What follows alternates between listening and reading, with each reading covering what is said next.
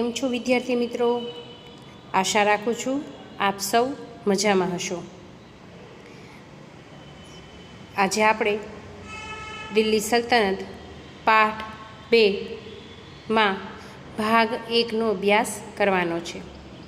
અગાઉ આપણે રાજપૂત યુગ એના વિશે અભ્યાસ કર્યો અને ત્યારે આપણે સમજ્યા હતા કે રાજપૂત યુગનો અંત કેવી રીતના આવે છે અને રાજપૂત યુગના અંત બાદ દિલ્હી સલ્તનતની શરૂઆત છે એ થાય છે. પૃથ્વીરાજ ચૌહાણની સિયાબુદ્દીન ગોરી સાથે યુદ્ધ થાય છે તરાઈના મેદાનમાં. આવું આપણે કંઈક વાત કરી ચૂક્યા છીએ અને આ રીતના દિલ્હી સલ્તનતની શરૂઆત થાય છે. તો સૌપ્રથમ આપણે તો દિલ્હી સલ્તનત એટલે શું એ સમજીએ. દિલ્હી છે એ ભારતીય રાજનીતિમાં પ્રાચીન કાળથી વેપારનું કેન્દ્ર છે રહ્યું છે, રાજનીતિનું કેન્દ્ર છે રહ્યું છે કે અનેક શાસકો છે એ દિલ્હીને પચાવી પાડવા માટે અનેક યુદ્ધો છે એ કર્યા, સફળતા પણ મેળવી અને હાર પણ મેળવી. 12મી સદીમાં તોમર અને ચૌહાણ રાજપૂતોના સમયમાં દિલ્હી છે એ સાથે સાથે વેપાર વાણિજ્યનું કેન્દ્ર પણ બન્યું હતું. તો દિલ્હી સલ્તનતની શરૂઆત છે ક્યારે થઈ હતી? તો કે 13મી સદીની શરૂઆતમાં થઈ હતી. અને દિલ્હી સલ્તનત એટલે શું? તો કે ઈસવીસન 1206થી ઈસવીસન 1526 દરમિયાન ઉત્તર ભારતના વિશાળ વિસ્તાર ઉપર શાસન જે કરનાર શાસક છે એને સુલતાનો, અને એ લોકો જ્યાં સુધી શાસન કરે છે એ શાસનકાળને એટલે કે સમયને દિલ્હી સલ્તનત તરીકે ઓળખવામાં આવે છે. અહીંયા આગળ જેટલા શાસકોએ શાસન કર્યું સુલતાન તરીકે એ લોકો મૂળભૂત રીતે તુર્કના હતા અને અફઘાનના હતા. બરાબર, 350 વર્ષ સુધી દિલ્હી સલ્તનત ઉપર કુલ 5 વંશો છે એ સત્તા ભોગવે છે. 5 વંશો સુધી દિલ્હી સલ્તનત ઉપર પોતાનું રાજ્ય વિસ્તાર છે, સામ્રાજ્ય છે એને જાળવી રાખે છે. આવા જો રાજ્ય વંશોની વાત કરીએ તો તમે અહીં સ્ક્રીન પર જોઈ શકો છો. ગુલામ વંશ, ખલજી વંશ, તુગલક વંશ, સૈયદ વંશ અને લોદી વંશ.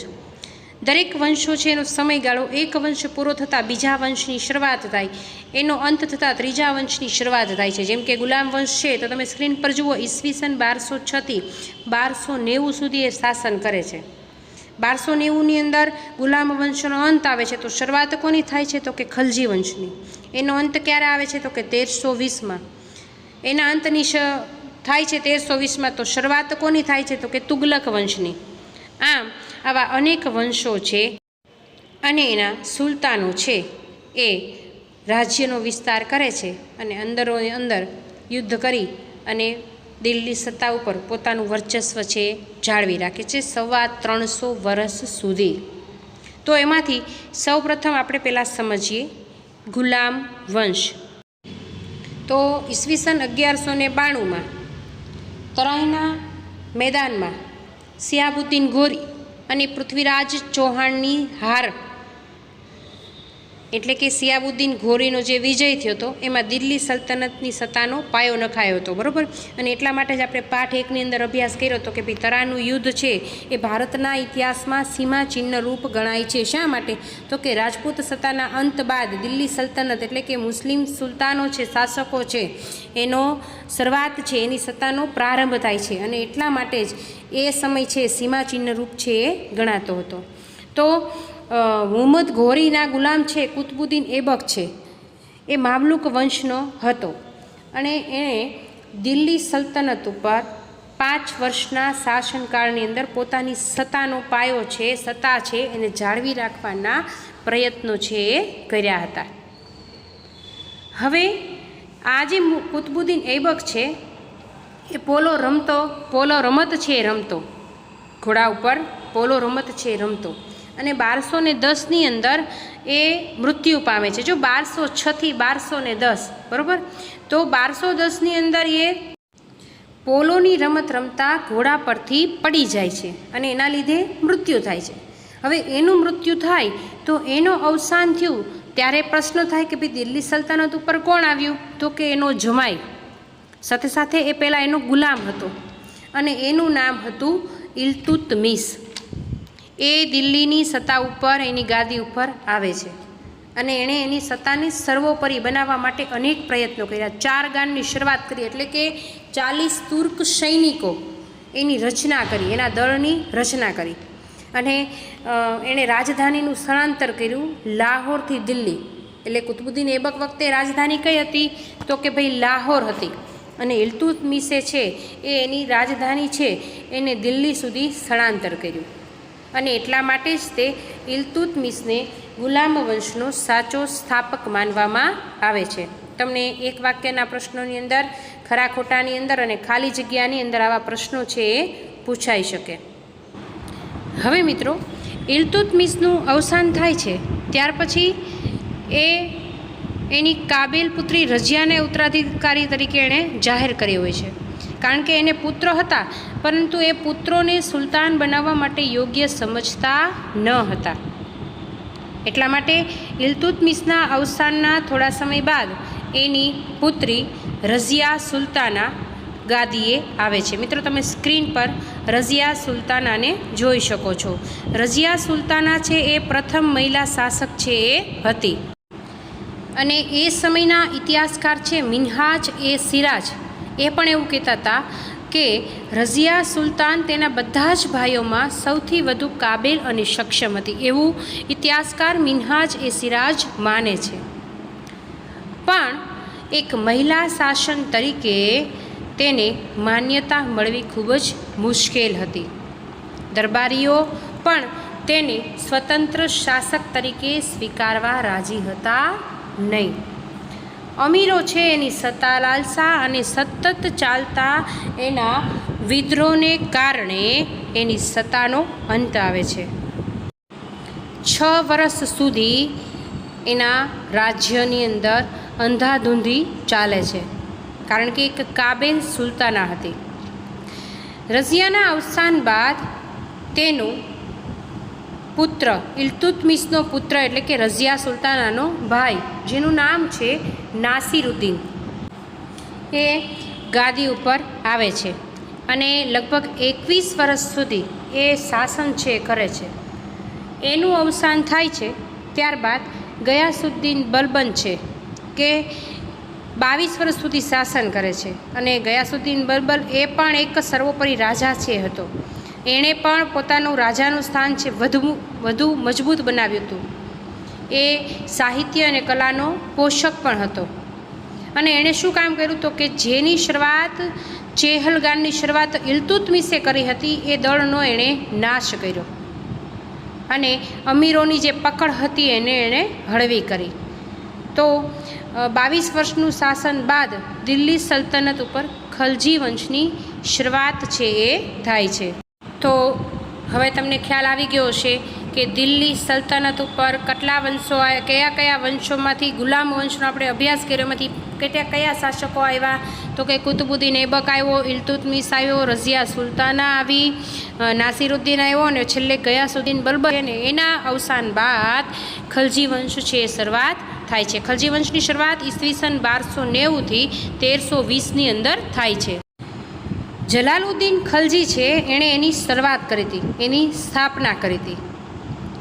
જલાલુદ્દીનના 6 વર્ષનું શાસન છે રહ્યું અને એની પછી દિલ્હીની ગાદીએ એક મહત્વાકાંક્ષી સુલતાન, પ્રતિભાશાળી સુલતાન છે અલાઉદ્દીન ખલજી છે આવ્યો અને અલાઉદ્દીન ખલજી છે એણે એના રાજ્યનો વિસ્તાર કર્યો. ક્યાં સુધી તો કે ઉત્તર ભારત, દક્ષિણ ભારત અને ગુજરાત પર એણે અનેક વિજયો છે પ્રાપ્ત કર્યા અને એના સામ્રાજ્યનો વિસ્તાર કર્યો. સાથે સાથે દિલ્હીની અંદર સ્થાયી જે સેના છે એની શરૂઆત કરી અને સૈન્યના ઘોડા અને સૈનિકોની એક વિશિષ્ટ ઓળખ માટે દાગ અને ચહેરા પદ્ધતિની શરૂઆત કરી. સાથે સાથે અનેક વહીવટી સુધારા કર્યા. કયા કર્યા વહીવટી સુધારા તો કે ભાવ નિયમન, બજાર નિયંત્રણ, સંગ્રહખોરીનું નિયમન જેવા સુધારા છે એ એણે કર્યા. પછી અલાઉદ્દીન ખલજી છે એ પણ પ્રતિભાશાળી શાસક છે, સુલતાન છે હતો, એટલે એના મૃત્યુ બાદ, એના અવસાન બાદ પણ રાજ્યની અંદર અંધાધૂંધીનું વાતાવરણ છે થયું અને એનો અંત આવી અને દિલ્હીની સત્તા ઉપર તુગલક વંશ છે, તુગલક શાસન છે એની શરૂઆત થઈ. તો હવે આપણે ત્રીજો વંશ છે એનો અભ્યાસ કરીશું, જે છે તુગલક વંશ, જેનો સમયગાળો ઈસવીસન 1320થી ઈસવીસન 1414. દિલ્હીની ગાદીએ તુગલક વંશની શરૂઆત કરનાર જે શાસક એટલે કે સુલતાન હતો એ હતો ગિયાસુદ્દીન તુગલક. અને ગયાસુદ્દીન તુગલક બાદ એક પ્રતિભાવંત સુલતાન આવ્યો, મુહમ્મદ બિન તુગલક, કે જેણે પણ અનેક યોજના છે અમલમાં મૂકી. એની યોજનાની જો આપણે વાત કરીએ તો દિલ્હીથી દૌલતાબાદ રાજધાની છે એનું સ્થળાંતર કર્યું અને પ્રતિક મુદ્રા પ્રયોગ છે એની યોજના પણ એને અમલમાં મૂકી. પરંતુ મિત્રો, જો આવી યોજના છે એને અમલ પાછળ જો એનું યોગ્ય આયોજન ન થાય, એનામાં યોગ્ય વ્યવહારિકતા ન હોય, તો આવી યોજના છે એ સફળ થાય નહીં. કોઈ પણ નાની મોટી યોજના છે એની પાછળ ચોક્કસ આયોજન છે જોવે, પરંતુ આ જે યોજનાઓ એણે અમલમાં મૂકી હતી એમાં વ્યવહારિકતાનો અભાવ છે જોવા મળતો, આયોજનબદ્ધ અમલીકરણ છે એનો પણ અભાવ જોવા મળતો, અને એને કારણે આ યોજના છે નિષ્ફળ નીવડી. અને એટલા માટે ઇતિહાસની અંદર આ યોજનાઓ છે એ તરંગી યોજનાઓ તરીકે સ્થાન પામી. તમને ઐતિહાસિક કારણની અંદર પણ એવું પૂછાઈ શકે કે મુહમ્મદ બિન તુગલકની યોજનાઓ તરંગી યોજનાઓ તરીકે શા માટે ઓળખાતી, ત્યારે તમે આ ચર્ચા છે એને અંદર નોંધી શકો છો કે આયોજનની અમલીકરણના અભાવ અને વ્યવહારિકતાના અભાવને કારણે તે યોજના છે નિષ્ફળ નીવડી હતી, અને એટલા માટે એ તરંગી યોજના તરીકે ઓળખાતી હતી.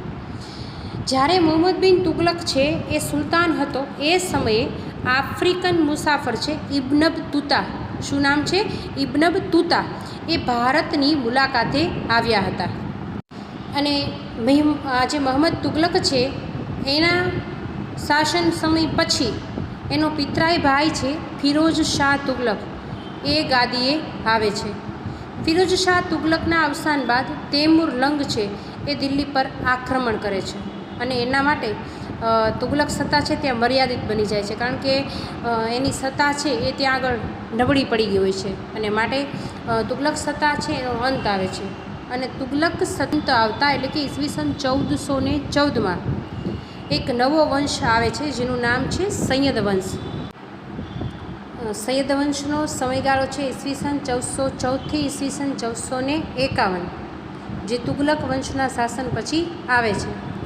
સૈયદ વંશની સ્થાપના જે કરી હતી એ હતું ખ્રીજ ખાં, કે જેને સૈયદ વંશની સ્થાપના કરી, પરંતુ સૈયદ વંશની સત્તા છે એ બહુ લાંબો સમય સુધી ચાલી નહીં, અને સૈયદ વંશ છે એની પછી લોધી વંશ છે એની સ્થાપના થઈ ઈસવીસન 1451થી ઈસવીસન 1526. જો આપણે દિલ્હી સલ્તનતનો સમયગાળો પણ ઈ જ છે, બરાબર. છેલ્લો સમય કયો છે? 1526. તો 1526ની અંદર અહીંયા દિલ્હી સલ્તનત છે એ પૂરો થાય છે, પરંતુ લોધી વંશ છે એમાં સૌથી પહેલો શાસક છે કોણ આવ્યો? તો કે લોધી વંશની સ્થાપના કરનાર બહલોલ લોધી, અને એ પ્રથમ છે અફઘાન શાસક હતો. લોધી વંશનો અંતિમ જે બાદશાહ છે ઇબ્રાહિમ લોધી હતો, બરાબર. અંતિમ જે સુલતાન છે એ ઇબ્રાહિમ લોધી હતો. અને 1526ની અંદર એનો બાબરની સામે યુદ્ધ થાય છે. બાબર છે એ મુઘલ શાસક હતો, બરાબર. પાણીપતના મેદાનમાં એની વચ્ચે એનું યુદ્ધ થાય છે, અને એમાં બાબર છે જીતે છે. એટલે બાબરની જીત થવાથી આપણને ખ્યાલ આવી જાય છે કે દિલ્હી સલ્તનત છે એની સત્તાનો અંત આવે છે, અને ત્યારથી મુઘલ શાસન છે એની શરૂઆત થઈ છે, બરાબર. તો મિત્રો, અહીંયા આગળ આપણે આજના અને ઝૂમ લેક્ચરની અંદર જે કંઈ અભ્યાસ કર્યો છે તેનો વારે વારે પુનરાવર્તન પણ કરજો, વિડીયોનો અભ્યાસ પણ કરજો, અને જરૂરી મુદ્દા જે લખાવ્યા છે એની નોંધ કરી અને સમજૂતી છે મેળવવાનો પ્રયત્ન કરજો. દરેક જે મુદ્દા છે એમાંથી કેવા પ્રકારના પ્રશ્નો પૂછાઈ શકે એની પણ મેં તમને સમજૂતી આપેલી છે, એટલે પ્રશ્નોની ચર્ચા છે, સમજૂતી છે એ પણ જાતે કરવા માટે પ્રયત્ન કરજો. ફરી મળીશું, ત્યાં સુધી રજા લઈશ. આવજો.